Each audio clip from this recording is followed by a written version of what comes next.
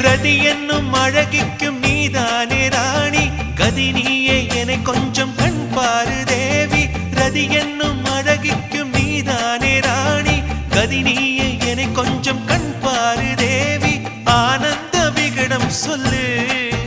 என்னை பேரின்ப நதியில் தள்ளு ஆனந்த விகடம் சொல்லு